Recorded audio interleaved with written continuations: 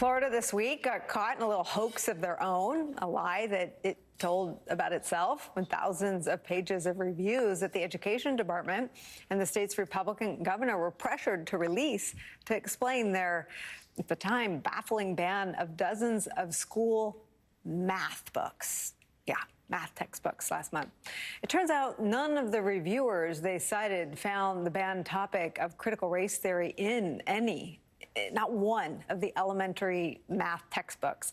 In fact, only 2 of the more than 80 reviewers flagged high school books for so-called CRT, and both have ties to far-right activist organizations, both those reviewers. Washington Post reports this, quote, one of them had a problem with a statement simply acknowledging that the U.S. has not eradicated poverty or racism, which she considers that statement to be critical race theory. That same reviewer also flagged facts, one on the first page that didn't match her personal beliefs, a pattern among the reviewers, writing, quote, the author is biased when it comes to global warming and climate crisis. He talks about a climate crisis as if it's a proven fact.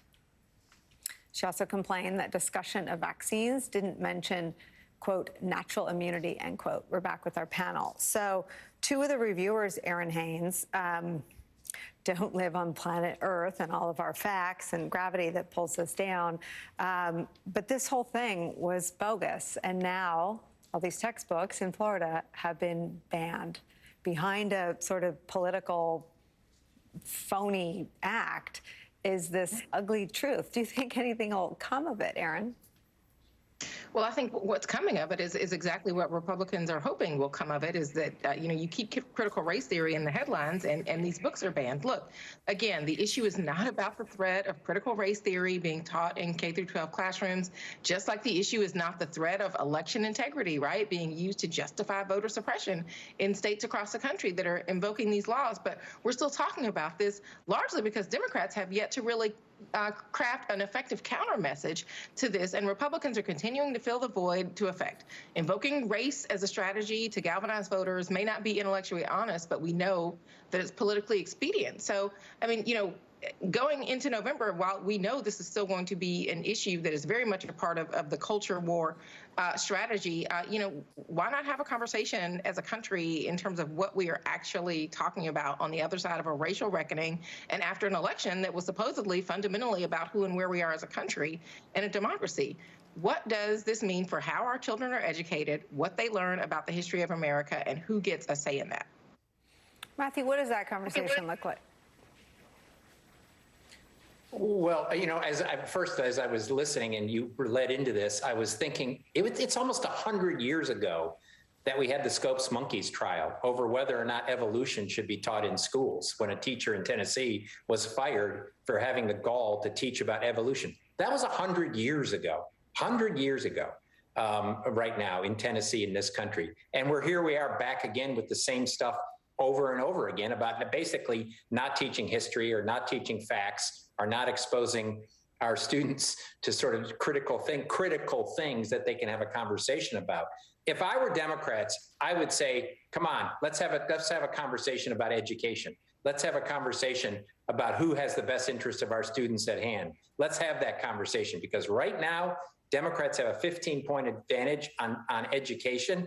Critical race theory motivates the Republican base, which is about 25 or 30% of the country.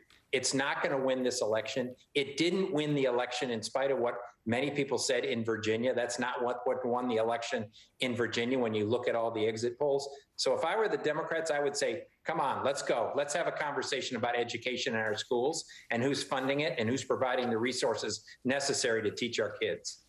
This is the thing, and I only know this from being on the other side, where I often did not have public opinion, sometimes the facts, or the better argument on our side. Democrats have, Matthew's got the data, a plus 15 advantage on education, big advantages on rights, big advantages on Roe, on privacy, and they find themselves on defense. And I don't come at this critical of the Democratic party, but I come at it just perplexed that they find themselves on defense on all these issues where the wind is at their back in terms of public opinion. Yeah, so I agree with that, and I agree with what Matt said. And here's what Democrats need to do. They need to say, as Matt said, let's talk about education. You know what? I'm a Democrat, but I feel my children can learn about racism, can learn about that we had slavery, can learn about the flaws in America. I think they're strong enough to learn about that.